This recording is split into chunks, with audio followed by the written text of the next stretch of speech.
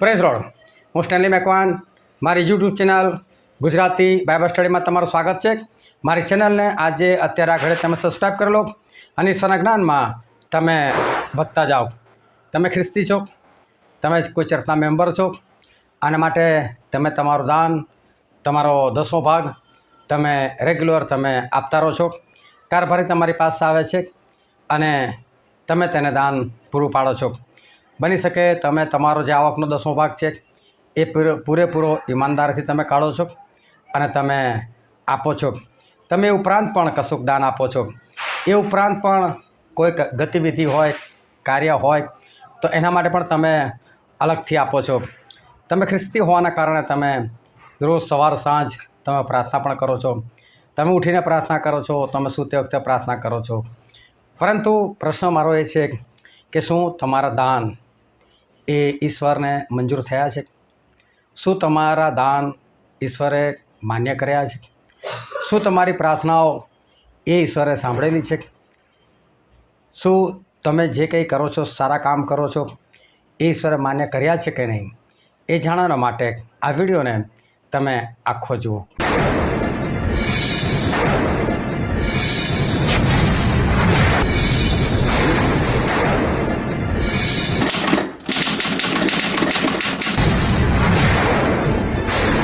આજે છે તારીખ 18 ઓક્ટોબર 2025 અને રોજે રોજ વોટ્સએપ પર જે સવાલો પૂછવામાં આવે છે એને લગતો આ વિડીયો છે।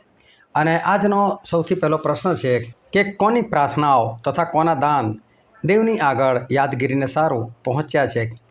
અને એનો જવાબ હતો કર્નેલિયસ। કર્નેલિયસ એક ઇટાલિયન પલટણનો અમલદાર એટલે કે સુબેદાર હતો અને આ ઇટાલિયન ફૌજ એટલે કે રોમન સરકારની ફૌજ, ઇઝરાયલની ઉપર રોમન લોકો રાજ કરતા હતા, એનો આ સુબેદાર હતો।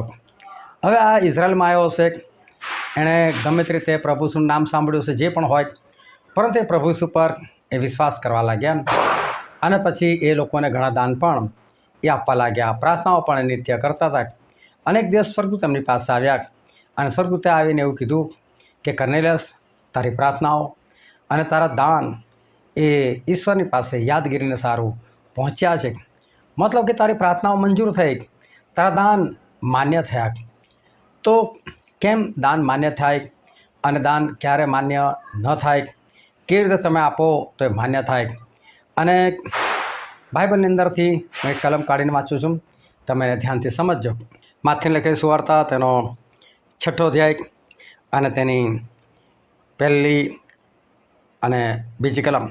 માણસો તમને જુએ એવા હેતુથી તેઓની આગળ તમારા ધર્મકૃત્યો કરવાથી સાવધાન રહો, નહીં તો આકાશમાં તમારા બાપથી તમને ફળ મળવાનું નથી।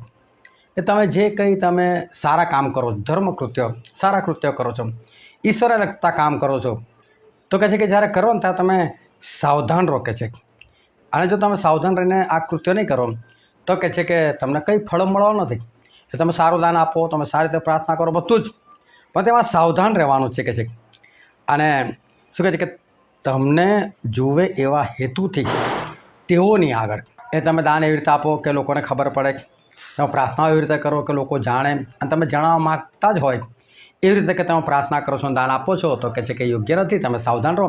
અને પછી લખેલું છે બીજી કલમમાં, એ માટે જ્યારે તું દાન ધર્મ કરે ત્યારે જેમ ઢોંગીઓ સભાસ્થાનોમાં તથા રસ્તાઓમાં માણસોથી વખાણ પામવાને કરે છે, તેમ તું પોતાની આગળ રણશીંગડું ન વગાડ। હું તમને ખચિત કહું છું કે તેઓ પોતાનો બદલો પામી ચૂક્યા છે। એટલે કે જ્યારે તું દાન કરે ને તો કહે છે કે રણશીંગડું ના વગાડ। રણશીંગડું ના વગાડ એટલે લોકોને આગળ કહે કે ના કર, મેં આટલું દાન આપ્યું, હું આટલું દાન આપું છું, હું તેટલું દાન આપું છું, એટલે કે લોકોને આગળ કહે નહીં, કહે છે કીધા વગર દાન કર, કહે છે। અને પછી કહે છે કે એ લોકો તો લોકોનો બદલો પામી ચૂકેલા છે। એટલે શું છે કે તમે કદાચ દર મહિને 10,000 દાન આપતા હોય અને લોકો સાંભળે, 10,000, હું 10,000 દાન આપો છો, અને એટલે શું થાય કે પેલાની આગળ તમારી વાહવા થઈ ગઈ, જેણે સાંભળ્યું એની આગળ બીજા સાંભળશે, એ તમારી વાહવા કરશે, તમને બદલો મળી ગયો, પણ ઈશ્વર તરફથી તમને બદલો મળનાર નથી, કહે છે। પછી આગળ હું વાંચું છું, ત્યાં લખેલું ત્રીજી કલમ, પણ તું જ્યારે દાન ધર્મ કરે ત્યારે જે તારો જમણો હાથ કરે તે તારો ડાબો હાથ ન જાણે। તું કે જ્યારે દાન ધર્મ કરે ને ત્યારે એવી રીતે કર કે જો તારો જમણો હાથ દાન કરતો હોય ને તો આ ડાબા હાથને ના ખબર પડી છે. હવે વિચાર કરો કે આ જમણા અને ડાબા હાથમાં મગજ છે. આપણું આખું શરીર જે બનેલું છે ને એમાં દિમાગ એવું છે કે જેને સમજ પડે છે. તો હાથને થોડી સમજ પડે છે. હાથ તો પકડવાનું કામ કરે છે, પગ ચાલવાનું કામ કરે છે, બધાનું અલગ અલગ કામ છે. સમજવાનું કામ દિમાગનું છે. ઘણી વખત કોઈને સમજ નથી પડતી, ત્યાં નથી કહેતા તારામાં દિમાગ જેવું કોઈ છે કે નહીં. એટલે સમજતા નથી પડે, દિમાગથી પડે છે, મગજથી પડે છે. તો આ તો શરીર છે અને હાથનું કામ પકડવાનું છે. આના માટે હાથને કશી સમજ નથી. એટલે એવું ના સમજવું કે હાથને સમજ પડે. તો શું કહે છે કે બાઇબલ કે તારો જમણો હાથ જે કરે ને એ ડાબો હાથ ન જાણે. તમે વિચાર કરો, તમે જમણા હાથથી દાન કરો, ડાબા હાથને ના ખબર પડે. એટલે આ જમણા ડાબા હાથમાં તો બુદ્ધિ જ નહીં. આ તો એક શરીરના અવયવો છે અને એનું કામ જ અલગ છે. સમજવાનું કામ એ લોકોનું છે જ નહીં. આના માટે અહીંયા હાથ કશી સમજ રાખતો જ નથી. તો પ્રભુએ કેમ આવું લખ્યું કે જમણો હાથ દાન કરે તો ડાબો હાથ ન જાણે. પુરુષો જમણો હાથ લોકો શું કહે છે? અર્ધાંગીની ડાબો હાથ, એટલે કે આ મારું અડધું અંગ. પ્રભુ એવું કહેવા માંગે કે જો તારો જમણો હાથ સ્ત્રી મળીને એક શરીર પતિ દાન કરે ને તો ડાબો હાથ એટલે પત્નીને પણ ના ખબર પડી જોઈએ આટલા ગુપ્તમાં દાન કરે. હવે પુરુષો જમણો હાથ છે તો સ્ત્રી લોકોને જાહેર કરવા માટે તો પ્રભુ એવું કહેવા માંગે કે જો તારો જમણો હાથ પત્નીને પણ ના સમજ પડવી જોઈએ, ખબર પતિ દાન કરે કે મારો પતિ ડાબો હાથ દાન પત્નીને પણ ના ખબર પડી જોઈએ આટલા ગુપ્તમાં દાન, હદે ગુપ્ત રાખવાનું કહે છે. કેટલું પછી આગળનું વચન એવું કહે છે લોકોને જાહેર કરવા માટે કે તારા દાન ધર્મ ગુપ્તમાં થાય, પત્નીને પણ ના સમજ પડવી જોઈએ, ખબર ના પડવી જોઈએ તને કે મારો પતિ કઈ જગ્યાએ દાન આપે છે, કેટલું દાન આપે છે, ગુપ્તમાં ખબર પડવી જોઈએ. તો આકાશમાં ગુપ્ત રાખવાનું લાવશે. ભલા દુનિયામાં પછી આગળનું વચન એવું કહે છે ના થાય, કોઈ વાંધો નહીં, પરંતુ એ માટે કે તારા દાન ધર્મ ગુપ્તમાં થાય અને ગુપ્તમાં બહુ જ કંજૂસ તારો બાપ એ જે જગ્યા પર હતો ને ત્યાં બહુ જ કંજૂસ, કદી પણ એની પાસે કોઈ પણ પ્રકારના પૈસા લેવા તો આકાશમાંનો બાપ એ આપે જ નહીં. ભલા દુનિયામાં તો હવા ના થાય, કોઈ વાંધો નહીં, પરંતુ આકાશમાં કદી કોઈ પ્રોગ્રામ હોય એ જરૂર છે. કદી કઈ બાળકોનો પ્રોગ્રામ હોય તો એ જે જગ્યા પર હતો ને ત્યાં બહુ જ કંજૂસ, કદી પણ એની પાસે બધા લોકો પૈસા લેવા કોઈ જાય સોસાયટી આપે એ આપે જ કદી ના આપે. તો અને કદી કોઈને રૂપિયો ના આપે એટલે બધી એની છાપ બહુ ખરાબ. આ બહુ કદી કોઈ પ્રોગ્રામ હોય, કદી કઈ બાળકોનો પ્રોગ્રામ હોય, માણસ મરી ગયો, લોકોનું ઉત્તેજન આપવા માટે સગાવાળાને તો બધા લોકો ઉઘરાવે. પછી સોસાયટી આપે લોકો ઓળખતા હતા એમાં અને બધી છાપ તેમ ક્રિયામ શું આ બહુ ચિંગુસ. કદી કોઈ પ્રોગ્રામ હોય, કદી કઈ બાળકોનો પ્રોગ્રામ હોય તો લોકોનું ઉત્તેજન આપવા માટે કશીક મદદ માગવા માટે બધા લોકો ઉઘરાવે. બાકી સોસાયટી આપે, આ માણસ કદી ના આપે. અને કદી કોઈને રૂપિયો ના આપે એટલે બધા એની છાપ બહુ ખરાબ. આ બહુ ચિંગુસ છે, આ બહુ ચિંગુસ છે. હવે શું થયું, એક દિવસ ચિંગુસ માણસ મરી ગયો. હવે મરી ગયો એટલે એના સગાવાળાઓને દફન કરી દીધો. પછી લોકો એને ઓળખતા હતા એમાંને બહુ ઓછા કે આની પાસે શું જોવાનું, આને અંતિમ ક્રિયામાં શું હારો કશો કોઈને કશે મદદ તો કરતો નહોતો, એક રૂપિયો તો કાઢતો આ ચિંગુસને ત્યાં શું જોવાનું. એટલે એની અંતિમ ક્રિયામાં પણ બહુ ઓછા લોકો આવે.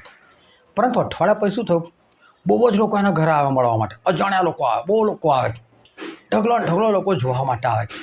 તો ત્યારે બધા સગાવાલાને અને પરિવારને એવું કે આ લોકો કેમ છે, કોણ આવે છે બધા. અને ત્યારે ખબર પડી કે બધા લોકો કહેતા કે મને આટલાની મદદ કરેલી, મને આટલાની મદદ કરેલી, મને આટલાની મદદ કરેલી. આ માણસે જે કંઈ કરેલું બધું ગુપ્તમાં કરેલું. એ પાછળથી લોકોને ખબર પડી. એણે કદી ઢોલ નગારો વગાડ્યું હતું. અને સર એવા લોકોને બદલો આપે છે. એટલે સર કહે છે કે દાન ધર્મ તું કરે ને તો કે તારો જમણો હાથ આપે ને ડાબો હાથ ના જાણે એ રીતે આપે. એટલે તમે જ્યારે આ રીતે દાન કરો ને ત્યારે ઈશ્વરની હજુરમાં યાદગીરીને સારું તમારું દાન પહોંચે. બીજી વસ્તુ માલકી પ્રબોધકના પુસ્તકમાં એવું લખેલું છે, એનો 3જો અધ્યાય અને એની 7મી માલકી 3 અને 10. દશાંશો ભર્યા પૂરા ભંડારમાં લાવો જેથી મારા મંદિરમાં અન્નની છત રહે, અને એમ કરીને મારું પારખું તો લઈ જુઓ કે હું તમારે સારું આકાશની બારીઓ ખોલી નાખીને સમાવેશ કરવાને પૂરતી જગા નહીં હોય એટલો બધો આશીર્વાદ તમારા પર મોકલી દઉં છું કે નહીં, એવું સૈન્યોનો દેવ યહોવા કહે છે. હવે ધ્યાનથી સમજો આ કાલમ શું કહે છે કે દશાંશો ભર્યા પૂરા ભંડારમાં લાવો. એટલે કે જ્યારે દશાંશ તમે આપો તો ઈશ્વર કહે છે હું તમને આશીર્વાદ આપીશ. અને કેવો આશીર્વાદ? તો ઈશ્વર એવું કહે છે કે તમારા ઘરમાં સમાવેશ કરવાને પૂરતી જગા નહીં હોય એટલો બધો આશીર્વાદ. એટલે કે તમારું ઘર નાનું છે મોટું છે એનાથી ફરક નથી પડતો, પણ એ નાનું હશે તો બી ભરાઈ જશે અને સમાવાના માટે જગ્યા નહીં રહે, અને બહુ મોટું હશે ને તો બી એટલું આપશે. પણ તમારા ઘરમાં મૂકવાની જગ્યા નહીં હોય એટલું ઈશ્વર તમને પૂરું પાડશે એવું બાઇબલનું વચન કહે છે. અને પછી શું કે આવું સૈન્યનો દેવ યહોવા કહે છે, એટલે કે કોઈ હાલતું ફાલતું માણસ નથી બોલતો. દેવ કહે છે હું કહું છું, એના મતલબ ખાતરીદાયક વચન. હું તમને કહું છું કે તમે જે દાન દશાંશ આપો છો તો શું તમને આવો આશીર્વાદ મળ્યો? જો આવો આશીર્વાદ ના મળ્યો હોય ને તો એનો મતલબ કે તમારા દાન યાદગીરીને સારું ઈશ્વર પાસે નથી પહોંચ્યા. હવે અહીંયા પણ દેખાડ્યું છે કઈ રીતે દાન આપો, દશાંશ કઈ રીતે આપો. તો શું લખેલું છે જો ફરી વાંચીને તમને દેખાડું. દશાંશો ભર્યા પૂરા ભંડારમાં લાવો. સૌથી પહેલું લખેલું છે કે દશાંશ ભર્યા પૂરા ભંડારમાં લાવો, એટલે કે એવી જગ્યા પર લઈ જાઓ જ્યાં ભંડારો હોય અને ભંડાર ભરેલો હોય, અદ્ભુત રીતે ભંડાર ભરેલો હોય એવી જગ્યા પર લઈ જાય. એટલે કે કોઈ ગરીબ ગુરબાન નહીં આપવાનું, જેના ભંડાર ભરેલા છે ને એને આપવાનું. પછી બીજી વાત કઈ જગ્યાએ આપવાનું તમને બાઇબલમાંથી દેખાડું કે જેથી મારા મંદિરમાં અન્નની છત રહે. ભર્યા પૂરા ભંડારમાં લાવો અને પછી ભંડાર કઈનો છે તો કે જેથી મારા મંદિરમાં અન્નની છત રહે. એનો મતલબ પ્રભુ એવું કહે છે કે મારા મંદિરમાં તમે આ દશાંશો લાવો કે છે. કેમ તો કે ત્યાં અન્નની છત રહે, એટલે કે અછત ના પડે અન્નની. હવે જો ઈશ્વર એવું કહે છે કે તમે તમારા દશાંશો મંદિરમાં લાવો. આ મંદિર એટલે લોકો શું સમજે છે? મંદિર એટલે તમારી મંડળી, અને દશાંશ જે છે તો તમારી મંડળીમાં જ આપવા જોઈએ. પરંતુ એવું નથી. પ્રભુ મંદિર કોને કહે છે? અને એક કલમ વાંચીને તમને દેખાડું કે પ્રેતોના કૃત્યો 17મો અધ્યાય 24મી કલમ. જે દેવે જગત તથા તેમાંનું સઘળું ઉત્પન્ન કર્યું તે આકાશ તથા પૃથ્વીનો પ્રભુ હોવાથી હાથે બાંધેલા મંદિરોમાં રહેતો નથી. ઈશ્વર કોઈ પણ હાથે બાંધેલા મંદિરમાં રહેતા નથી. એનો મતલબ કોઈ પણ મંદિર ઈશ્વરનું છે જ નહીં. જેટલા બી રેતી, સિમેન્ટ, ઈંટ, પતરા વગેરેના મંદિરો બનેલા છે એમાં પ્રભુ નથી રહેતા. તો પછી એ છે જ નહીં. હવે તમે રસ્તામાં જતો હોય ને મસ્ત મંદિર જેવો આકાર દેખાય, સરસ દિવાલ દેખાય, સરસ આરસપાળના પથ્થરો દેખાય, પણ તમે ત્યાં જાઓ અંદર દેવ ના હોય તો એનો મતલબ ખોખું છે, પણ આ મંદિર નથી એવું થાય. એટલે મંદિર કોને કહેવાય કે જેની અંદર દેવ રહેતા હોય અને દેવ હાથે બાંધેલા મંદિરમાં રહેતા નથી. એટલે કોઈ મંડળીની વાત નથી કરી જો કે તમે કોઈ મંડળીને આપો. પરંતુ બાઇબલનું વચન શું કહે છે? 1 કોરિન્થી 3 અધ્યાય 16મી અને 17મી કલમ. તમે દેવનું મંદિર છો અને તમારામાં દેવનો આત્મા વસે છે, એ શું તમે જાણતા નથી? તમે દેવનું મંદિર છો અને તમારામાં દેવનો આત્મા વસે છે. એટલે મંદિરમાં શું છે? દેવનો આત્મા. દેવનો આત્મા એટલે પવિત્ર આત્મા. તો જે વ્યક્તિની અંદર પવિત્ર આત્મા વસતા હોય એ દેવનું મંદિર છે. હવે સમજ પડી પ્રભુ ક્યાં આપવાનું કહે છે? કે જે મંદિર એટલે કે જે માણસ પવિત્ર આત્માથી ભરપૂર હોય એને તમારે 10મો ભાગ આપવાનો છે. પવિત્ર આત્માથી ભરપૂર છે એને તમે કઈ રીતે જાણી શકો? તો પવિત્ર આત્માથી ભરપૂર એટલે જો પવિત્ર આત્માના ઘણા બધા કૃપાદાનો છે. દાખલા તરીકે સાજા કરવાનું કૃપાદાન, ભૂતો કાઢવાનું કૃપાદાન, ઉપદેશ કરવાનું કૃપાદાન, આ ઘણા બધા દાનો છે. આ કોઈ માણસે તમે આ બધા કામ કરતા જુઓ અને તમે ખુશ છે, ઓ આ તો પવિત્ર આત્માથી ભરપૂર છે. પણ અહીં પણ તમે ભૂલ ખાઓ છો. આ બધા કામ કરનાર પવિત્ર આત્માથી ભરપૂર છે એવું બની શકતું નથી. હોઈ બી શકે અને ના પણ હોઈ શકે. કારણ કે પ્રભુ શું મરી ગયા, સજીવન થયા એના 50મા દિવસે પવિત્ર આત્મા લોકોને આપવામાં આવ્યા. ત્યાં સુધી કોઈ પણ પ્રેરિતમાં પવિત્ર આત્મા નહોતા. તો પણ યહૂદા ઇસ્કરિયોતીથી લઈને પિત્તરથી લઈને બધાએ પરાક્રમી કામો કરેલા. બીજા 70 શિષ્યો હતા, એ લોકોએ પણ પરાક્રમી કામો કરેલા, ઉપદેશો કરેલા, પણ એમાંથી કોઈનામાં પણ પવિત્ર આત્મા નહોતા એવું બાઇબલ સ્પષ્ટ નોંધે છે. તો જરૂર નથી કે તમારે ચમત્કાર કરવા માટે, ઉપદેશ કરવા માટે પવિત્ર આત્માની જરૂર હોય. ના, એ તો પવિત્ર આત્માના કૃપાદાન છે. એ વરદાન એટલે કે ભેટ. તમને કોઈ ભેટ આપી તો ભેટની વાત છે. તો ભેટનો મતલબ એવો નથી કે તમે પવિત્ર આત્માથી ભરપૂર થઈ ગયા. પરંતુ શિષ્યો પાસે પવિત્ર આત્મા નહોતા એટલે આ ચમત્કારોને બધા પર નહીં જવાનું. પણ પવિત્ર આત્માને ઓળખવા હોય તો કેવી રીતે ઓળખવાના?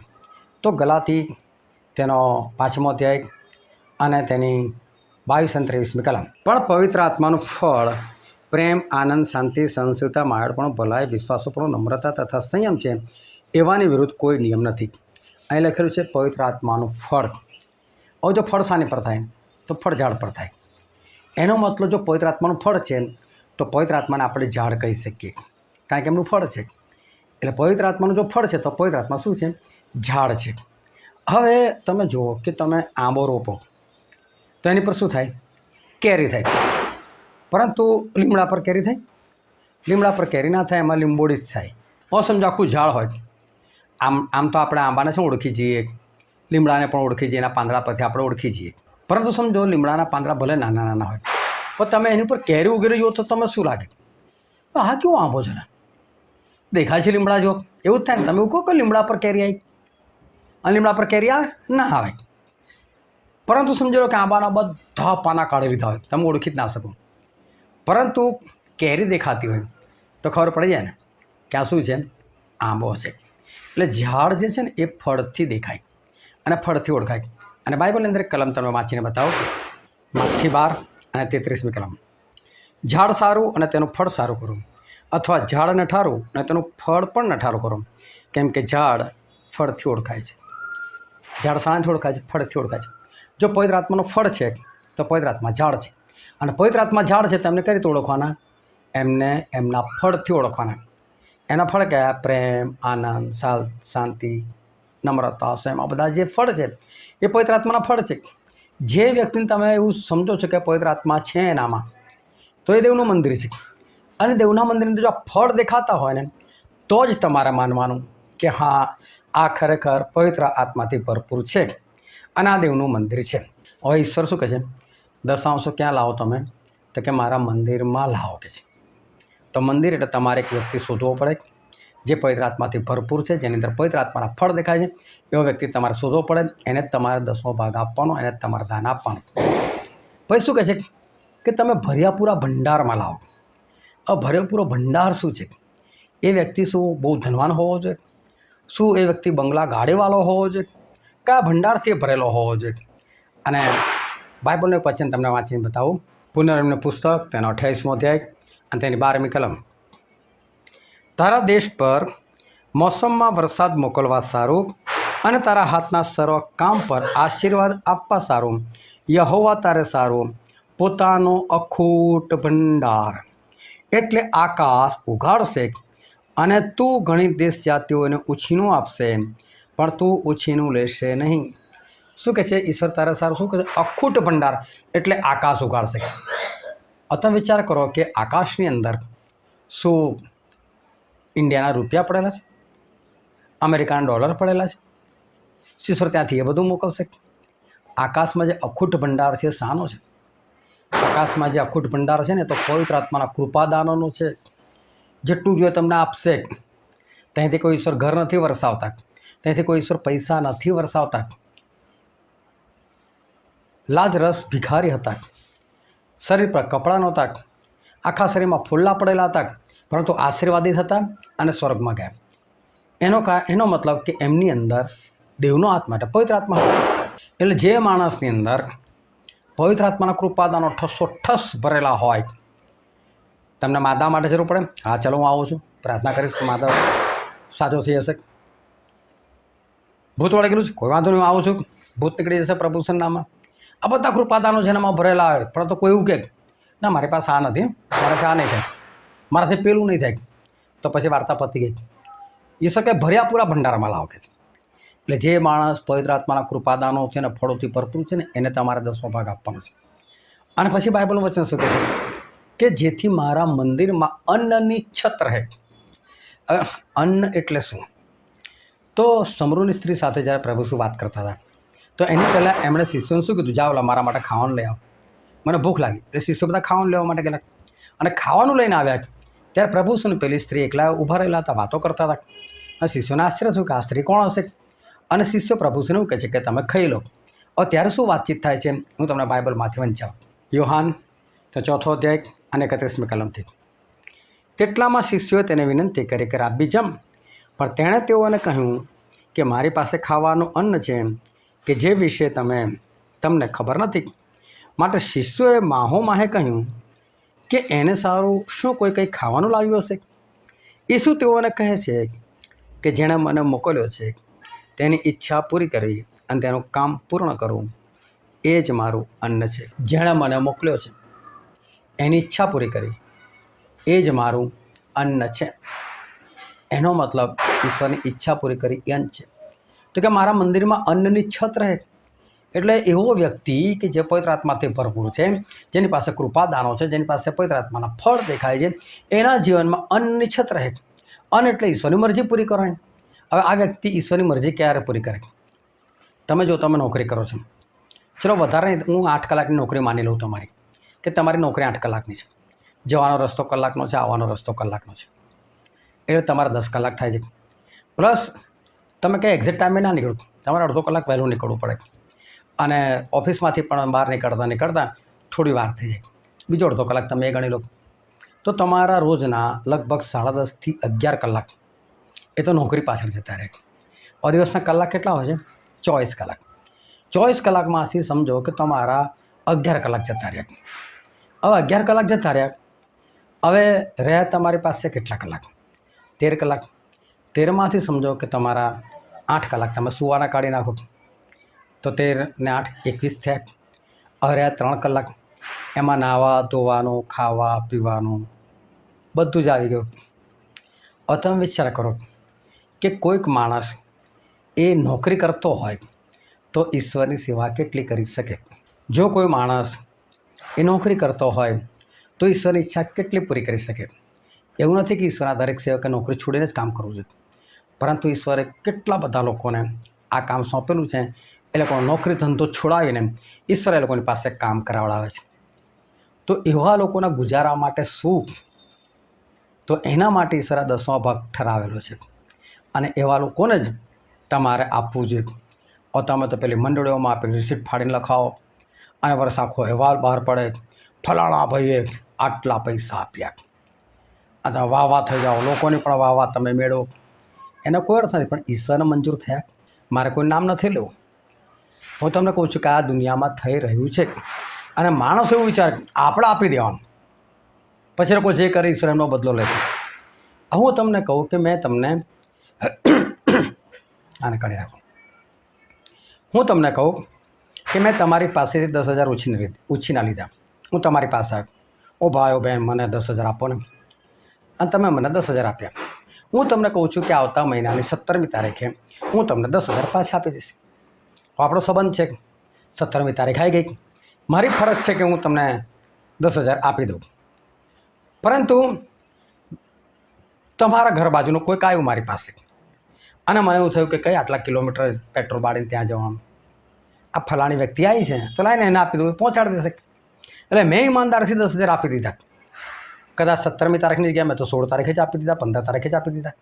અને પેલા ભાઈને કહેજો, જો ભાઈ આ બેનને કે આ ભાઈને આપી દેજે પૈસા. હવે એ ભાઈથી પૈસા પડી ગયા, કાં તો એણે વાપરી ખાતા, કાં તો એની દાનત બગડી, એણે રાખી લીધા, ગમે તે કર્યું. હું તમને કહું કે મેં તમારી પાસેથી 10,000 ઉછીના લીધા. હું તમારી પાસે આવ્યો, ઓ ભાઈ ઓ બહેન મને 10,000 આપો ને, અને તમે મને 10,000 આપ્યા. હું તમને કહું છું કે આવતા મહિનાની 17મી તારીખે હું તમને 10,000 પાછા આપી દઈશ. આપણો સંબંધ છે, 17મી તારીખ આવી ગઈ, મારી ફરજ છે કે હું તમને 10,000 આપી દઉં. પરંતુ તમારા ઘર બાજુનું કોઈક આવ્યું મારી પાસે, અને મને એવું થયું કે કઈ આટલા કિલોમીટર પેટ્રોલ બાળીને ત્યાં જવાનું, આ ફલાણી વ્યક્તિ આવી છે તો લાઈને એને આપી દઉં, પહોંચાડી દેશે. એટલે મેં ઈમાનદારથી 10,000 આપી દીધા. કદાચ 17મી તારીખની જગ્યાએ મેં તો 16 તારીખે જ આપી દીધા, 15 તારીખે જ આપી દીધા. અને પેલા ભાઈને કહેજો, જો ભાઈ આ બેનને કે આ ભાઈને આપી દેજે પૈસા. હવે એ ભાઈથી પૈસા પડી ગયા, કાં તો એણે વાપરી ખાતા, કાં તો એની દાનત બગડી, એણે રાખી લીધા, ગમે તે કર્યું, પણ તમારા સુધી પૈસા પહોંચ્યા નહીં. હું તો આ બાજુ ખુશ જ છું ને, મેં તો મોકલાવી દીધા, મેં તો આપી દીધા. 17મી તારીખ આવી ગઈ, તમે વિચાર કરો સ્ટેનલીભાઈ પૈસા કેમ નથી આપતા? પણ સંબંધ સારો છે એટલે તમે બોલતા નથી. 18 થઈ, 20 થઈ, 25 થઈ, 30 થઈ, બીજો મહિનો આવ્યો એટલે હજુ પૈસા આપતા નથી. પણ કદી તો તમે કહેશો ને કે સ્ટેનલીભાઈ મારા પૈસા, હું તો કહું મેં તો આપી દીધા. ક્યારે તમે કઈ મને આપ્યા છે? અરે ફલાણો ભાઈ મારી પાસે આવેલો, મેં એને આપ્યા ને એણે તમને પહોંચાડી નહીં દીધા, નથી પહોંચાડી દીધા. હવે આ જગ્યા પર વાંક કોનો હું તમને કહેવા માગું છું. તમને એવું લાગશે કે પેલો વચ્ચેવાળો જે પૈસા ખાઈ ગયો ને એનો વાંક નથી. લેવાના હતા ત્યારે કેમ જે તે વ્યક્તિ પાસે લેવા ગયેલા? તો આપતી વખતે એ વ્યક્તિ પાસે જવું જોઈએ. તમે આશીર્વાદો, તમે કંઈ પણ વસ્તુ તમને જોઈએ, સાજાપણું જોઈએ, નોકરી ધંધો જોઈએ, જે પણ જોઈએ, માગવા કઈ જાઓ છો? પ્રભુ પાસે પોતે જાઓ છો? તો પછી આપવા માટે બીજા કોઈની પાસે જતું રહેવાનું ના. ઈશ્વરને પહોંચે ને ત્યાં જ આપવાનું. હવે જો ઈશ્વર તમારી પાસે લેવા તો આવવાના નથી, અને એટલે ઈશ્વર આ બધું શીખવાડ્યું તમને કે કઈ જગ્યાએ તમારે આપવા, એ વ્યક્તિ એમને પહોંચાડી દેશે. પણ તમે ગમે તેને આપીને તમે તમારી રીતે સંતોષ અનુભવો તો ઈશ્વર કે મન તો મળ્યું જ નથી ભાઈ, મન તો મળ્યું નથી. તમને આશીર્વાદ કઈથી મળે? તમારા દાન તમે આપો છો ખરા, પણ યાદગીરીને સારું ઈશ્વર પાસે પહોંચે. બીજી બાબત, કર્નેલિયસની પ્રાર્થનાઓ પણ યાદગીરીને સારું પહોંચી. આ તમે પ્રાર્થના કરો છો, શું એ પ્રાર્થના પહોંચે છે? આજે ઘણા બધા લોકો જાણ કરો તો પ્રાર્થના કરે, ઓ પ્રભુ તમે લખેલું છે કે તમે મારા મિત્રો છો, ને પ્રભુ અમે તમારા મિત્રો છે. અરે તો પ્રભુ કહીને સંભળાવું કે તમે આવું લખેલું છે. ઘણા તો મિટિંગમાં પ્રાર્થના કરે, પ્રભુ જ્યાં 2 કે 3 હાજર હોય ત્યાં તમે હાજર થાઓ છો, ચલો આવો, અમે 2 કે 3 કરતાં વધારે થઈ જાઓ. એટલે શું પ્રભુ શું ને તમે વચન આપીને તમે એવું કહેવા માગો, તમે લાગ્યું ચલો આવો, હુકમ કરવા માગો છો? બાઇબલ જે છે ને એને એવું લખેલું છે, આત્માની તલવાર જે દેવનું વચન છે, એફએસી 6:17. આ તલવાર તમને કેમ આપી છે? શૈતાન સામે લડવા માટે. તમે તો કલમો બોલી ઈશ્વર જ ગળે તલવાર બોલે, ચાલ લખેલું છે કાર, એટલે આવું થોડું ચાલે, આવું નહીં. પ્રાર્થના અને બાઇબલ એવું કહે છે ધૂપ સમાન છે.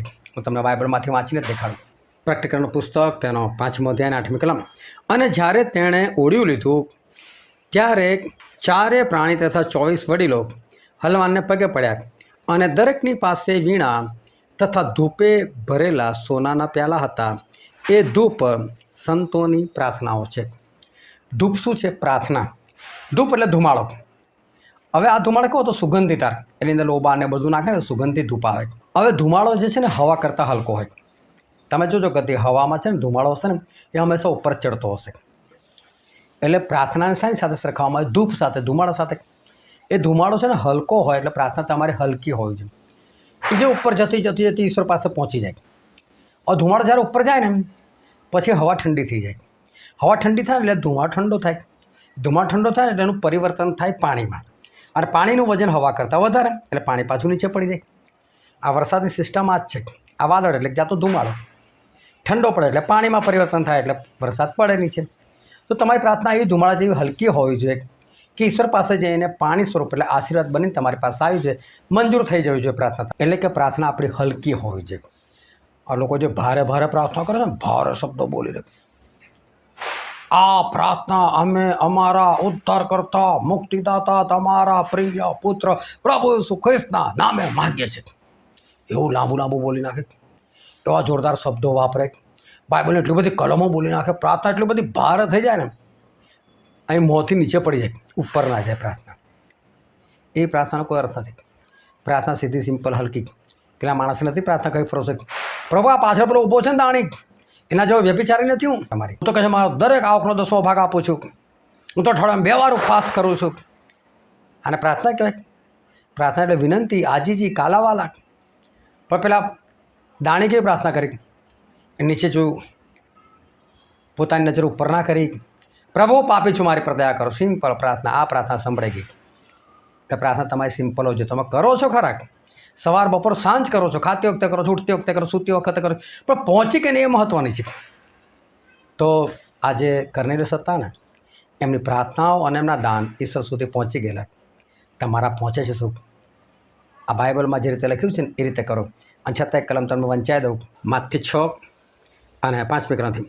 અને જ્યારે તમે પ્રાર્થના કરો છો ત્યારે ઢોંગીઓના જેવા ન થાઓ, કેમ કે માણસો તેઓને જુએ માટે સભાસ્થાનોમાં તથા રસ્તાઓના નાકા પર ઊભા રહીને પ્રાર્થના કરવાનું તેમને પસંદ છે.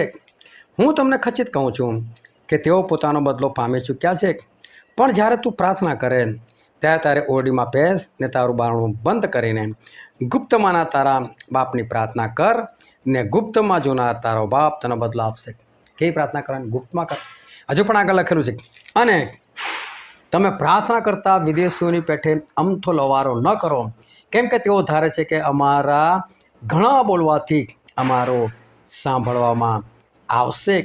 એ માટે તમે તેઓના જેવા ન થાઓ, કેમ કે જેની તમને અગત્ય છે તે તેની પાસે માગ્યા અગાઉ તમારો બાપ જાણે છે. માટે તમે આ પ્રમાણે પ્રાર્થના કરો.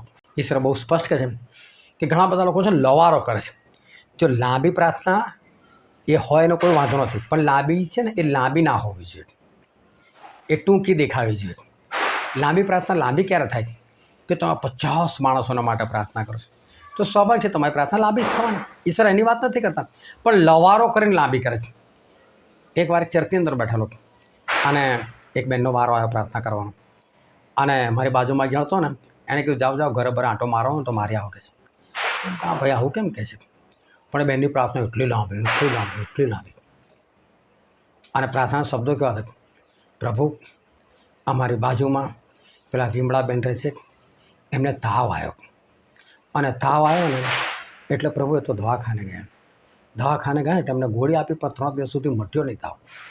એટલે પછી એ બીજા દવાખાને ગયા ને તો ત્યાં એવું થયું કે એમને ત્યાં બધા રિપોર્ટ કાઢવામાં આવ્યા, અને પ્રભુ બધા રિપોર્ટ કાઢે ને એમાં તો મેલેરિયા આવ્યો, અને મેલેરિયા આવ્યો ને એટલે પ્રભુ એને આ દવાખાનાની અંદર અમે દાખલ કરેલા છે. અને દવાખાનાનો જે પહેલો વોર્ડ છે, એ વોર્ડની અંદર જે 4થા નંબરનો પલંગ છે ને ત્યાં એમને દાખલ કરવામાં આવે છે. તો પ્રભુ તમે ત્યાં જાઓ અને તમે એને સાજા કરો. આટલું લાંબુ બોલવાની જરૂર છે? પ્રભુ ઓળખતા નથી? આવી પ્રાર્થના કરીને એને લવારો કહેવાય. સીધું સિમ્પલ, આ બેનને તાવ આવે છે કે મેલેરિયા થઈ ગયું, તમે પ્રભુ એને દૂર કરો, બસ વાર્તા ખલાસ.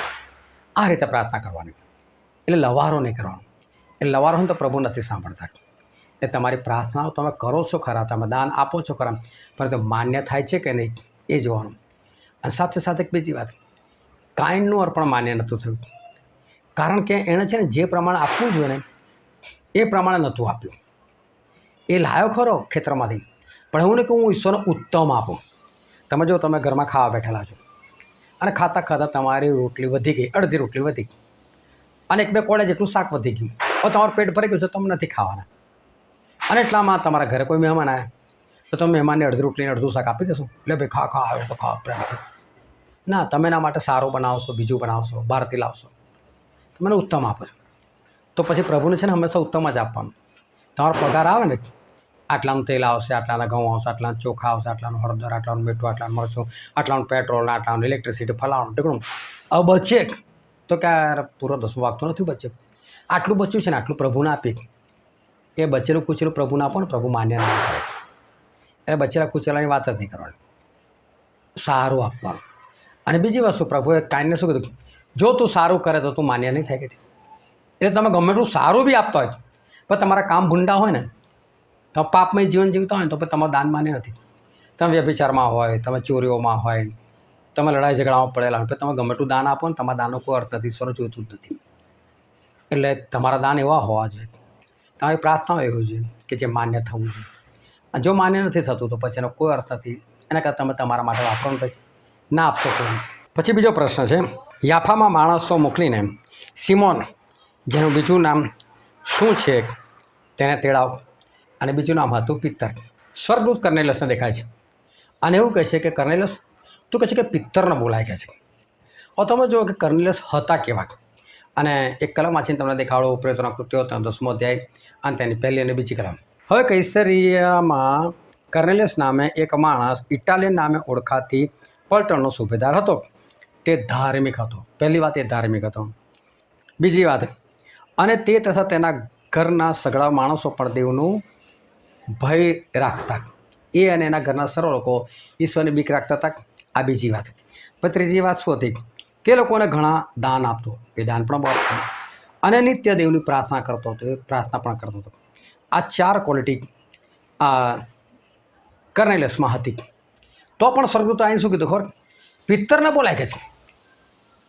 અને પછી હું તમને વાંચીને દેખાડું આગળ, પ્રેતોના કૃત્યો તેનો 11મો અધ્યાય 13મી કલમથી, કે ત્યારે તેણે અમને ખબર આપી કે મેં મારા ઘરમાં એક દૂતને ઊભેલો જોયો. તેણે મને કહ્યું કે માણસને યાફા મોકલીને સિમોન, જેનું બીજું નામ પિત્તર છે, તેને તેડાવ. તે તને એવી વાતો કહેશે કે જેથી તું તથા તારા ઘરના સર્વ માણસો તારણ પામશે. અદૂતો આવીને કર્નેલિયસને શું કીધું, કર્નેલિયસ તો કે યાફામાં માણસોને મોકલ, પિત્તરને તેડાવ, અને એ તને એવી વાતો કહેશે કે જેનાથી તું તારા ઘરના તારણ પામશે. તો એનો મતલબ એ ધાર્મિક હતા, દેવનું બીક રાખતા હતા, ઘણા દાન આપતા હતા અને પ્રાર્થના કરતા. આ 4 ક્વોલિટી હતી. તો પણ તારણ નહોતું થવાનું. વિચાર કરો, તારણ માટે કોને બોલાવવાની જરૂર પડી? પિત્તરને બોલાવવાની જરૂર પડી. પિત્તરને બોલાવવાની જરૂર કેમ પડી એ હું આગળ બીજા પ્રશ્નની અંદર તમને એનો જવાબ આપીશ. પરંતુ પિત્તર વગર આ કર્નેલસનું તારણ નહોતું થવાનું. ચાર સારી ક્વોલિટી હોવા છતાં પહેલી ક્વોલિટી ધાર્મિક હતા, દેવની બીક રાખતા હતા, ઘણા દાન આપતા હતા, પ્રાર્થનાઓ કરતા હતા. એમના દાન એમની પ્રાર્થનાઓ યાદગીરી સારું ઈશ્વર પાસે પહોંચી પણ ગયા તો પણ એમનું તારણ નહોતું થવાનું. એ સ્વર્ગમાં નહોતા પહોંચવાના અને એના માટે પિત્તરની જરૂર પડી. એટલે હું તમને કહું, તમને છે ને ઈશ્વરના સેવકની જરૂર તો છે જ. ઈશ્વરના સેવક વગર તમે ભૂલથી બી સ્વર્ગમાં નહીં જઈ શકો. ઈશ્વરના સેવકની સાથે સતત સંગત, એમને બોલાવવાના, એમના ઘરે જવાનું, એમની પાસે શીખવાનું, આ તમારે કરવું જ પડશે. નહીં તો તમે કદી પણ તારણ નહીં પામી શકો. આની જરૂર છે જ તમને. પછીનો પ્રશ્ન છે, પિત્તર ઉઠ મારીને ખા એવી વાણી કોણે સાંભળી? અને તો એ સ્પષ્ટ છે કે પિત્તરનું નામ જ છે ને પિત્તરે સાંભળી. હવે શું થયું કે પિત્તર બપોરના સમયે એ પ્રાર્થના કરવા માટે ધાબા પર ગયા. પેલી બાજુ કર્નેલિયસને ઈશ્વરે કીધેલું હતું કે કર્નેલિયસ તું કહે છે પિત્તરને બોલાવો. એટલે એને 3 માણસોને મોકલી દીધા. એ લોકો પિત્તરને બોલાવવા માટે નીકળી પડેલા. હવે આ બાજુ પિત્તર એ છે ને કર્નેલિયસના ઘરે ના જાત. એનું કારણ હતું કર્નેલિયસ વિદેશી હતા, અન્ય જાતિના હતા અને અન્ય જાતિનાઓની પાસે તારણ નથી એવું યહૂદીઓ માનતા હતા. એટલે પિત્તર ભૂલથી બી એમની પાસે ના જાત. તો ઈશ્વરે શું કર્યું? પિત્તરને પણ દર્શન આપ્યું અને પિત્તર ધાબા પર ગયા તો ભૂખને કારણે એક અર્ધ બેભાન અવસ્થામાં જતા રહ્યા. અને એમને એક દર્શન થયું. એક ચાદર જેવું, વાસણ જેવું કશુંક દેખાયું. એની અંદર બધા પશુઓ અને પક્ષીઓ અને અશુદ્ધ પક્ષીઓ અને જળચરો, પેટે ચાલનારા બધા હતા. અને એક અવાજ આવે, એ પિત્તર ઉઠ મારીને ખા કે છે. પિત્તર કે પ્રભુ આ નાપાક વસ્તુ નહીં ખાતો, આ તો અશુદ્ધ છે, હું ના ખાઉં કે છે. કે જૂના કરારમાં ઈશ્વરે ઘણી બધી વસ્તુઓને નાપાક કીધેલી. તો ઉઠ મારીને ખા કે છે. તો પિત્તર કે પ્રભુ હું નહીં ખાતો, આ નાપાક છે, અશુદ્ધ છે, હું ના ખાઉં. તો કહે છે કે જેને મેં શુદ્ધ કર્યું છે તેને તારે અશુદ્ધ કહેવું નહીં. આવું 3 વખત પિત્તરને થયું. 3 વખત પિત્તરના અવાજ સંભળાય. પણ જો પ્રભુએ દર્શનમાં શું દેખાડ્યું ખબર? અશુદ્ધ પક્ષીઓ, અશુદ્ધ પ્રાણીઓ અને પેટે ચાલનારા સરપટિયા એવા અશુદ્ધ વસ્તુઓ દેખાડી અને કહે છે ઉઠ મારીને ખા. અને આ દર્શનનો શું અર્થ હતો ખબર? કે જે પેલા કર્નેલિયસ ત્યાંથી આવે છે ને આ બધા અશુદ્ધ લોકો છે, પણ તું જાગ, હું એ લોકોને શુદ્ધ કરીશ, તું જાગ. એનો મતલબ આપણે જે વિદેશીઓ છે ને એ તો છે ને આપણે સાપ જેવા, સાપોલિયા જેવા, અળસિયા જેવા, ગીધ જેવા, કાગડા જેવા, ગધડા જેવા એવા લોકો છે. આપણે તો આપણા શુદ્ધ લોકો. ઈશ્વર આપણે શુદ્ધ કરે છે. ઈશ્વર આપણે એમના લોહીથી શુદ્ધ કર્યા. જો તમે સાચું બાપ્તિસ્મા લીધું છે તો, બાકી તમે સાચું બાપ્તિસ્મા નથી લીધું તો હજુ બી તમે આવા અશુદ્ધ પક્ષીઓ જેવા જ છો. સાચું બાપ્તિસ્મા લેવાની બહુ જરૂર છે. સાચું બાપ્તિસ્મા વિશે જાણો ને આ વિડીયોને જોજો આખો. આ વિડીયો અદ્ભુત છે. એમાં બાપ્તિસ્માનું આખું શિક્ષણ છે. શું બાપ્તિસ્મા છે, કેવું છે એ તમને ખબર પડશે. આપણે વિદેશીઓ એટલે આવા લોકો છે, અશુદ્ધ લોકો છે. પરંતુ ઈશ્વરે એ લોકોને પણ બચાવવા માટે પ્રયત્ન કર્યા છે. આપણા માટે પણ તારણ ખુલ્લું મૂકેલું છે. તમે તેના ભાગીદાર થાવ. પછીનો પ્રશ્ન છે, પિત્તરને બોલાવવા 3 માણસોને કોણે મોકલ્યા? હવે આમ તો એના 2 જવાબ છે, પણ મેં બંને ઓપ્શન નથી લખ્યા. કારણ કે જે કર્નેલિયસ છે એ 3 માણસોને મોકલ્યું, જાઓ તમે જેને યાફામાંથી પિત્તરને બોલાવી લાવો. પછી આગળ શું લખેલું છે કે જ્યારે પિત્તરને દર્શન થાય છે ત્યારે પવિત્ર આત્મા પિત્તરને શું કહે છે? પિત્તર તો કે આ લોકોની સાથે જવાના માટે સંદેહ ના કરીશ, શક ના કરીશ કે છે એ લોકોને મેં મોકલ્યા છે. એટલે પવિત્ર આત્મા કહે છે મેં મોકલ્યા છે. મેં એ ઓપ્શન રાખેલું. એટલે આ 3 જણને મોકલનાર કોણ? તો કે પવિત્ર આત્મા. હવે જો ઈશ્વર કેવી યોજના બનાવે છે. કર્નેલિયસે શું કીધું? માણસોને મોકલ, પિત્તરને બોલાવ. અને પિત્તરને દર્શન આપે છે, પિત્તર તું જા એ લોકોની સાથે. એટલે આ બાજુ કહે છે બોલાય, આ બાજુ કહે છે જાગ. મારે ઘણી વખત એવું થાય એ ઘણા લોકો પ્રાર્થના કરતા હોય, ઈશ્વર કોઈ સેવકને મોકલો, કોઈ સેવકને મોકલો ને. હું ત્યારે જ જઈ પહોંચું. મને અચાનક પ્રેરણા થઈ જાય કે આ જગ્યા પર જાગ. તો આ ઈશ્વરની એક યોજના છે. એકને કહે છે તું બોલાય અને બીજાને કહે તું જાગ. એટલે તે કાળે છે ઈશ્વર કંઈક કામ કરવાના છે. આના માટે આ ઈશ્વરની એક યોજના છે. ઈશ્વર એકને કહે છે બોલાય, એકને કહે છે જાગ. તો આ 3 માણસોને મોકલનાર એ પવિત્ર આત્મા પણ હતા. પછીનો પ્રશ્ન છે, કર્નેલિયસે મોકલેલા માણસોને કોણે પરોણા રાખ્યા? અને છે પિત્તર. હવે જો પિત્તર પોતે યાફામાં ગયેલા, યાફામાં એમનું ઘર નહોતું. યાફામાં બીજો એક સિમોન હતો અને ચમાર હતો, વિશ્વાસી હતા. પિત્તર એમના ઘરે જઈને રોકાય છે. હવે જ્યાં રોકાય છે ને ત્યાં પિત્તરને મળવા 3 જણા આવે છે. હવે આ જમાનો એ નથી કે જ્યારે લોકો પ્લેનમાં કે ટ્રેનમાં કે બસમાં ફળ દઈને અડધા કલાકમાં પહોંચી જાય. આ લોકો બિચારા ખબર ને ગધેડો, ઘોડો, ઊંટ શું લઈને ગયા હશે. કેટલી સફર કરીને પહોંચ્યા હશે, કેવા ધૂળવાળા રસ્તા પર ગયા હશે, કેમ ના પહોંચ્યા હશે, કેવા થાકેલા હશે કે કહેવાય નહીં. હવે જો પિતરો પોતાનું ઘર નથી કે પિતરે કહ્યું આવો આવો મારી સાથે રોલા, આવો ઓલા ખાઈ લો. હવે સમજો કે હું કોઈકના ઘરે ખાઈ રહ્યો છું, કોઈકે મારું જમવાનું બનાવ્યું છે, અને એના ઘરે ખાઈ રહ્યો છું. ત્યાં મારા ઓળખીતા બે જાણું કહું બેસી જાઓ, અને પેલા કોઈ બેસી જાય તો ખાવાનું તો પેલાનું જાય, મારું થોડું ખાવાનું છે. ત્યાં હું કહી જ ના શકું કે ચલો ભાઈ મારી સાથે ખાવા માટે બેસી જાઓ. હા, ઔપચારિકતા પૂરતું એટલું કહેશું ચલો લા ખાવા, પછી હું જબરદસ્તી ના કરું, ના ખાઈ જ લો. મારું ઘર નથી ને મારું નથી, પેલા લોકો એમના રીતે બનાવેલું છે. હું કહી જ ના શકું કોઈને કે તમે ખાઈ લો. પણ જો પિત્તર તો બિંદાસથી બીજાના ઘરમાં છે, અને બિંદાસથી પેલા આવો રોકાવો કે છે, અને પેલા કોઈ રોકાય છે રાત બોલો.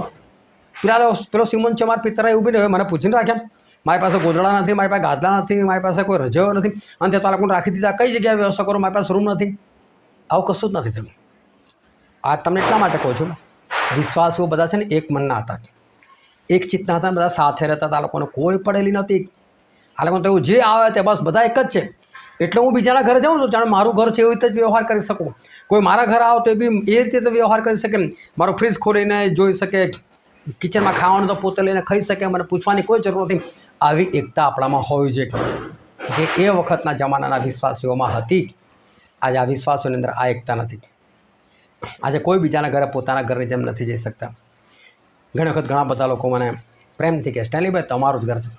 હું કહું છું મારું ઘર તો ભાડું આપવાનું શરૂ કરો, એમ મજાક કરું. પણ આ બધી બોલવાની વાતો છે, આવું કશું કોઈ રાખતું નથી. તમે કોઈના ઘરે જઈને બિંદાસથી હરી ફરી શકતા નથી. તમે ગમે તે ચંપલ પહેરીને ફરી નથી શકતા. તમે ગમે તેના ગાદલા ઉપર ચડી નથી શકતા. ઘણી જગ્યાએ તો એટલું કે તમે સોફા પર પલાઠી વાળીને બેસો તો એ લોકોનું મોડું વાંકું થાય. મારો કે બહારથી કઈથી કેવા પગ લઈને આવે છે, પલાઠી વાળીને ચડી ગયો છે. મનમાં વિચારે એક જણની આગળ ગુલાબજાંબુ મૂકેલા ખાવા, પેલો ખાતો તો ગુલાબજાંબુ, પછી ખાતા બંધ કર્યું. પેલા મહેમાનને કહેવાય અરે ખાવ ને તો કે યાર ખાતા, અરે ખાવ ને યાર, જો ખાવ ને કે અરે 3 તો ખાતા કહેવાની ખાવા, 3 એમ તો તમે 5 ખાતા છે પણ ખાઓ. વિચાર કરો, ગણતા હતા 2 લોકો. આ કેવી વાત છે. એટલે અત્યારે એ એકતા, એ આપણાપણું એ નથી રહ્યું. તો એ જમાનામાં આ વિશ્વાસીઓમાં કેવું પોતાનાપણું હતું. પિત્તર બિંદાસથી કહે છે કે આવો રહો, અને પેલા કોઈ રહે છે. અને પિત્તર ભલે ને બીજાનું ઘર પણ બિંદાસથી કહી શકે. ખરેખર આપણે આ રીતે રહેવાની જરૂર છે. પછીનો સવાલ છે, પિત્તરે કોને ઉઠાડીને કહ્યું કે ઊભો થા, હું પણ માણસ છું. પિત્તર એટલે પિત્તર પર તો મંડળી બંધાયેલી.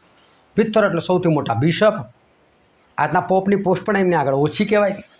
હવે આ પિત્તર એ જ્યારે કર્નેલિયસના ઘરે જાય છે, એટલે કર્નેલિયસે તો બધું સાંભળ્યું છે પિત્તર છે કે પિત્તર જોરદાર માણસ છે, એમની પર તો પ્રભુ મંડળી સ્થાપેલી છે, પ્રભુ ખાસ શિષ્ય માનો છે, પ્રભુ આટલા ઊંચા કરેલા છે. અને જ્યારે આ બધું સાંભળ્યું હશે ને જ્યારે પિત્તર આવે છે ને તો એ તો આખા દંડવત કરે છે. એટલે ઊંધા મોએ પડી જાય છે પિત્તરને આગળ, અને પિત્તર એકદમ ફટાફટ પાછળ હટી જતા હશે. એકદમ એ ઊભો થા, હું તો તારા જેવો માણસ છું કે છે, મને કઈ પગે પડે છે. પરંતુ આજે ઘણા બધા લોકો જો એ લોકોને પગે પડતા હોય, માન આપતા હોય ને, હા બરાબર. હમણાં જ વચમાં મારી બેબી ને મારો બાબો પૂર્ણ સભાસદ થયા.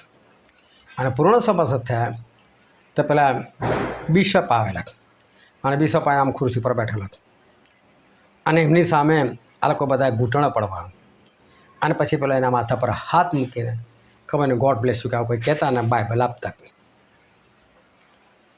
હું તો ત્યાં હાજર નહોતો, મેં જોયું નહીં.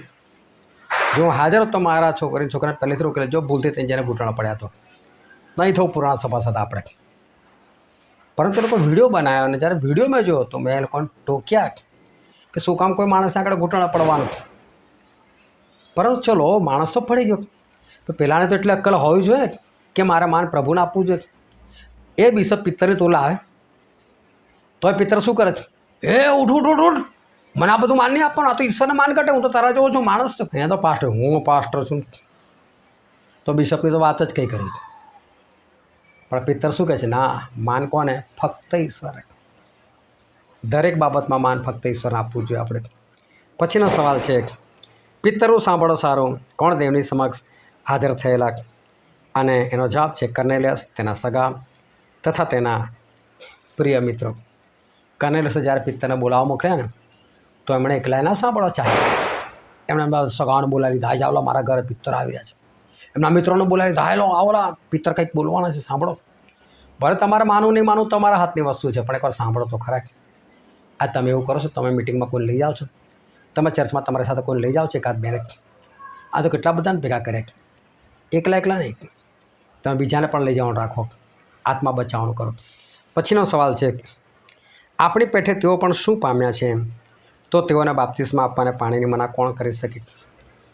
આપણી પેઠે તેઓ પવિત્ર આત્મા પામ્યા છે એનો જવાબ હતો. હવે શું થયેલું ધ્યાનથી સમજજો. આજનો વિડીયો થોડો લાંબો છે તો ખરેખર બહુ મહત્ત્વનો છે. પ્રશ્નો જ બતાવ્યા છે, એમાં સમજૂતી જેટલી બધી છે, છતાં હું ટૂંકાવીને બોલવાનો પ્રયત્ન કરું છું.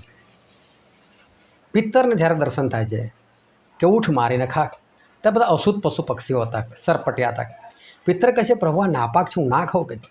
અને પ્રભુ શું કહે છે, જેને મેં શુદ્ધ કર્યું તેને તારે નાપાક નહીં કરું. એટલે આ છે ને વિદેશીઓની વાત હતી. અને યહૂદીઓ પહેલેથી એ લોકો વિદેશીઓ સાથે કામનો સંબંધ રાખે, બીજો કોઈ નહીં. હું તમને યાદ દેવડા દઉં, આજે પણ યહૂદીઓ શું માને છે, અમારા જ ઈશ્વર છે અને અમારા ઈશ્વર બીજા કોઈના નથી.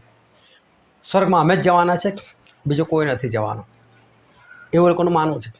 તમે જો ખ્રિસ્તીઓ, મુસલમાનો, હિન્દુઓ, જૈન, આ બધા પોતપોતાના ધર્મનો ફેલાવો કરશે અને જો એ લોકોમાં કોઈ મળી જશે તો ખુશ થશે.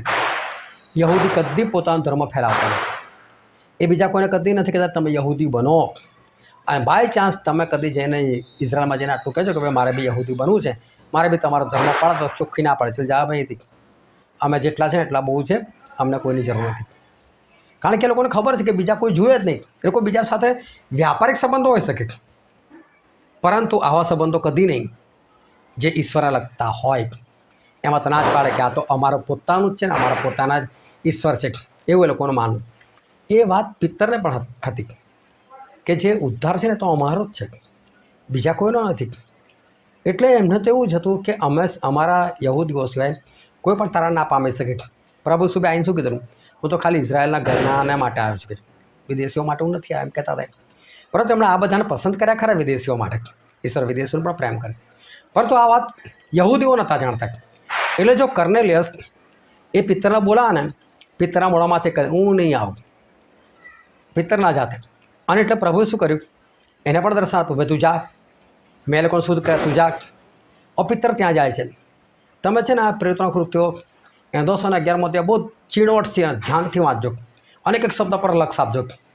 તો શું થાય છે, પિત્તર ત્યાં જાય છે ને એમનું કોઈ મન નથી હોતું. અને પિત્તર ત્યાં જઈને કહે છે, ભાઈ મને કેમ તેડાવ્યો છે કર્નેલિયસ? તો કર્નેલિયસ કહે છે કે ભાઈ જો ભાઈ હું 4 દિવસ પહેલાં બપોરની વેળાએ પ્રાર્થનાના સમયે મને એક સ્વર્ગદૂત દેખાયા અને એમણે મને કીધું કે તું પિત્તરમાં બોલાય કે છે અને પિત્તર તમને એવી વાત કરશે કે તમે તારણ પામશો. તો પિત્તર તને ઈશ્વર જે બોલવાનું કીધું કે તો પિત્તરને આશ્ચર્ય થયું કે આ લોકોને શું વાર્તા આપવાની, આ લોકોને થોડી શું વાર્તા અપાય. હવે પિત્તર લોકોને શું કીધેલું ખબર, ઇઝરાયલ પુત્રોને? પ્રેરિતોના કૃત્યો 2 અધ્યાય અને 38મી કલમ, પસ્તાવો કરો અને તમારામાંનો દરેક પાપોની માફીના માટે બાપ્તિસ્મા લો કે જેથી તમારા પાપનું નિવારણ થાય અને તમને પવિત્ર આત્માનું દાન મળશે. આ ઇઝરાયલ પુત્રોને કીધેલું. એને મતલબ પવિત્ર આત્મા ક્યારે મળે કે જ્યારે તમે વિશ્વાસ કરો, પસ્તાવો કરો, બાપ્તિસ્મા લો અને તમારા પાપની માફી મળે અને પછી જ પવિત્ર આત્મા મળે, એની પહેલાં નહીં. હવે અહીંયા શું હતું, બધા વિદેશીઓ હતા, પિત્તરનું કોઈ માન જ નથી. એટલે પિત્તર છે ને ભૂલથી બી આ લોકોને બાપ્તિસ્મા ના આપે. બાપ્તિસ્મા આપે તો લોકોને પાપ માફ થાય, તો લોકોને પવિત્ર આત્મા મળે. હવે પિત્તર એવું છે કે આ લોકોની પાસે થોડું આનંદ જીવન છે, આ લોકોની પાસે થોડું તારણ છે, એટલે આ લોકોને શું આપવાનું. પણ પિત્તરે બોલવાનું શરૂ કર્યું અને પિત્તરે બોલવાનું શરૂ કર્યું, પ્રભુ વિશે વાત કરી. અને જ્યારે પિત્તર વાત કરતા હતા ને ત્યારે એક ઘટના બની. અને જો આ ઘટના તમારે એકદમ સ્પષ્ટ કરું છું કઈ રીતે ઘટના બની. અને પ્રેરિતોના કૃત્યો 10મો અધ્યાય અને હું વાંચું 44મી કલમથી. પિત્તર એ વાતો કહેતો હતો, એટલામાં જે લોકો વાત સાંભળતા હતા તેઓ સર્વના ઉપર પવિત્ર આત્મા ઉતર્યો. જો આ લોકોની પર પણ પવિત્ર આત્મા ઉતર્યા. આ પવિત્ર આત્મા ઉતર્યા ને તો આમાં કઈ મોટી વસ્તુ છે, ઉતરે તે પવિત્ર આત્મામાં કઈ મોટી વસ્તુ છે. પરંતુ જો અહીં શું લખેલું છે આગળ, ત્યારે વિદેશીઓ પર પણ પવિત્ર આત્માનું દાન રેડાયું છે. એ જોઈને સુન્નતીઓમાંના જે વિશ્વાસ કરનારા પિત્તરની સાથે આવ્યા હતા તેઓ સર્વ વિસ્મય પામ્યા. આ લોકોને બધાને આશ્ચર્ય થયું કે વિદેશીઓની ઉપર પવિત્ર આત્મા, વિદેશીઓની ઉપર પવિત્ર આત્મા. એટલું જ નહીં, પિત્તર ખુદને આશ્ચર્ય થયેલું. એ પણ તમને વાંચીને બતાવું. ત્યારે પિત્તર ઉત્તર આપ્યો, આપણી પેઠે તેઓ પણ પવિત્ર આત્મા પામ્યા છે, તો તેઓને બાપ્તિસ્મા આપવાને પાણીની મના કોણ કરી શકે? એનો મતલબ પિતર બાપ્તિસ્મા નહોતા આપવાના, પણ ઈશ્વર એટલે જે લોકોને પહેલેથી પવિત્ર આત્મા આપી દીધા. એટલે પિતર કે હવે કોણ પાણીને મના કરે? જ્યારે ઈશ્વર ભેદ નથી રાખતા, હું કોણ ભેદ રાખનાર? કેટલું અદ્ભુત! એટલે આ લોકોની પાસે તારણ નહોતું એવું માનવું હતું, પરંતુ પિતરને ખબર પડી કે ના, આ લોકોની પાસે પણ ઉદ્ધાર છે. ઈશ્વર જો પવિત્ર આત્મા આપતા હોય તો પછી હું બાપ્તિસ્મા કેમ રોકી શકું? અને એટલે પછી પિતર લોકોને બાપ્તિસ્મા પણ આપ્યું. પછીનો સવાલ છે, વિદેશીઓને પશ્ચાતાપ કરવાનું મન કોણ આપ્યું છે? છે દેવે. આ બધું કાર્ય જે થયું એ બધું દેવથી થયું હતું. પછીનો પ્રશ્ન છે, સાયપ્રસ તથા કુરેનીના માણસો પર કોનો હાથ હતો? અને એનો જવાબ છે પ્રભુનો હાથ. હવે બાઇબલમાં છે ને બહુ બધી જગ્યાએ પ્રભુનો હાથ એવું લખ્યું છે. યશા 53માં પણ લખ્યું પ્રભુનો ભુજ કોને આગળ પ્રગટ થયો કે છે? ભુજ એટલે હાથ. મૂસા પણ કહે છે કે પ્રભુ તમારા પરાક્રમી હાથ વડે આ ઇઝરાયલ પુત્રો તમે મિસ્ર દેશમાંથી કાઢી લાવ્યા, પરાક્રમી હાથ વડે. અને પહેલાં પણ એક વિડીયોમાં મેં તમને સમજાવેલું, આજે ફરી સમજાવું કે ઈશ્વર છે ને 5 લોકોને પસંદ કરેલા છે. એમાં એક છે પ્રેરિત, બીજો છે પ્રબોધક, ત્રીજો છે સુવાર્થિક, ચોથો છે પાસ્ટર અને 5મો છે ઉપદેશક એટલે કે ટીચર. આ 5 જણની સેવા હોય ને ત્યારે એક વ્યક્તિ સ્વર્ગમાં જવા માટે તૈયાર થાય. તમે કોઈ એકને પકડી રાખો ને, કોઈ એક પાસ્ટરને, તમે કદી બી સ્વર્ગમાં ના જઈ શકો. કોઈ પાસ્ટર તમને સ્વર્ગમાં નહીં લઈ જઈ શકે, કોઈ પ્રબોધક એકલો તમને સ્વર્ગમાં નહીં લઈ જઈ શકે, કોઈ સુવાર્થિક એકલો તમને સ્વર્ગમાં નહીં લઈ જઈ શકે, કોઈ ટીચર એકલો તમને સ્વર્ગમાં નહીં લઈ જઈ શકે. આ છાતી ઠોકીને કહું અને બાઇબલની અંદર વાંચીને તમને બતાવું. એફએસી 4 અધ્યાય 11 અને 12મી કલમ. વળી સંતોની સંપૂર્ણતા કરવાને અર્થે, માણસ સંત ખરો પણ સંપૂર્ણ નથી બન્યો. એ સંપૂર્ણ થાય એના માટે એક વસ્તુ ધ્યાનથી સમજવું. સંત સંપૂર્ણ થાય એના માટે સેવાના કામને સારું, એટલે જે લોકો ઈશ્વરની સેવા કરવા માટે નીકળ્યા છે એના માટે. ત્રીજી વસ્તુ, ખ્રિસ્તના શરીરની ઉન્નતિ કરવાના માટે. ખ્રિસ્તનું શરીર એટલે મંડળીની ઉન્નતિ કરવાને સારું. તેણે એટલે કે દેવે કેટલાક પ્રેરિતો, કેટલાક પ્રબોધકો, કેટલાક સુવાર્થિકો, કેટલાક બાળકો તથા ઉપદેશકો આપ્યા. કોઈ એકની વાત નથી કરી, 5 જણના આપ્યા. આ 5 જણા મળીને એક સંતને સંપૂર્ણ બનાવી શકે. 4 જણા ના બનાવી શકે, 3 જણ ના બનાવી શકે, એક તો ભૂલથી બી ના બનાવી શકે. આ 5 જણા મળીને એક સંતને સંપૂર્ણ બનાવી શકે. સેવાના કામને સારું, સેવા કરીને તો 5 જણની જરૂર પડે. અને છેલ્લી વાત, ખ્રિસ્તના શરીરની ઉન્નતિ એટલે મંડળીની ઉન્નતિ ક્યારે થાય? જ્યારે 5 જણની સેવા મળે ને ત્યારે. આ 5 જણની જરૂર છે. અને આમાં સૌથી પહેલો પ્રેરિતને અંગૂઠો કહેવામાં આવે છે. કારણ કે પ્રેરિત છે ને બાકીના 4 સાથે કામ કરે, જો અંગૂઠો 4 સાથે મળી જાય, આમ બી થાય, આમ બી થાય, આમ બી થાય. આમ જો આમ નહીં મજા આવે, આમ નહીં મજા તમે કરે. આ એક અંગૂઠો અને કોઈ પણ આંગળી તમે ગ્લાસ ઉચકી શકો, પણ આ 2 આંગળીથી નહીં ઉચકાય, બીજી 2 આંગળીથી બી નહીં ઉચકાય. એ કામ નહીં થાય. અંગૂઠો મહત્ત્વનો છે. અને સૌથી પહેલો પ્રેરિત એટલે કે અંગૂઠો છે. પછી શું છે? બીજો પ્રબોધક, એટલે આમ આંગળી ચીંધી વાત કરે, હયા હા, જ્યાં સુધી હું નહીં કહું ત્યાં સુધી વરસાદ નહીં વરસે, આમ ચેતવણી આપે ને પ્રબોધક. આ ત્રીજી આંગળી એ સૌથી મોટી, આ છે સુવાર્થિકની આંગળી. સુવાર્થિક સૌથી મોટો એટલે એનું કામ જ અવિશ્વાસીઓની અંદર. કેમ કે અવિશ્વાસીઓને વિશ્વાસમાં લાવવા માટે શું જોઈએ? ચમત્કાર. એટલે સુવાર્થિક પાસે સૌથી વધારે ચમત્કાર. એ ગમે ત્યાં ચમત્કાર કરી શકે, મરેલાને જીવતો કરી શકે, અને પક્ષઘાત દૂર કરી શકે, બધું કરી શકે. કારણ કે એને અવિશ્વાસીઓને વિશ્વાસમાં લાવવાના છે. પછી આ ચોથો છે ને, આ આંગળી એ પાળકની છે. આ પાળકની આ આંગળીમાં છે ને પેલા પતિ ને પત્ની લગ્નની મીઠી પહેરે. એટલે પાળક છે ને એ મંડળીનો બાપ છે. મંડળી ઈશ્વરની કન્યા છે, બરાબર, દુલ્હા છે. આ બેનો મેળાપ કરી આપનાર એ પાળક. અને છેલ્લી આંગળી નાની એટલે કે ઉપદેશક. એ નાનો નથી પણ એનું કામ સૌથી છેલ્લું, એ બાઇબલ સ્ટડી કરાવે. બાઇબલ સ્ટડી કોઈ દિવસ ના હોય, રોજ હોવી જોઈએ. એટલે આ 5 જણા મળીને કામ કરે ને ત્યારે એક માણસ સ્વર્ગમાં જઈ શકે. એટલે શું કહે છે કે તારો હાથ, એ લોકોની પર ઈશ્વરનો હાથ હતો. સાયપ્રસ અને કુરેનીના લોકો પર ઈશ્વરનો હાથ હતો. મતલબ એ લોકોની પાસે 5 જણા હતા. આજે તમારી મંડળી પર દેવનો હાથ છે. 5 જણા છે તમારી મંડળીમાં, ના હોય તો દેવની મંડળી નહીં. આના માટે આ 5 જણની સેવાની તમને પુષ્કળ જરૂર છે. તો આ રીતે રોજે 10 સવાલો પૂછવામાં આવે છે. તમે આમાં ભાગ લો છો તો બહુ સારું કરો છો. આ રીતે તમે વિડીયો જોઈને તમે આગળ વધતા જાઓ અને સાથે સાથે તમે બીજાને જોડી શકો છો. શરત એટલી છે, રોજ રોજ જવાબ આપવાના છે. ઈશ્વર તમને આશીર્વાદ આપે. આમેન.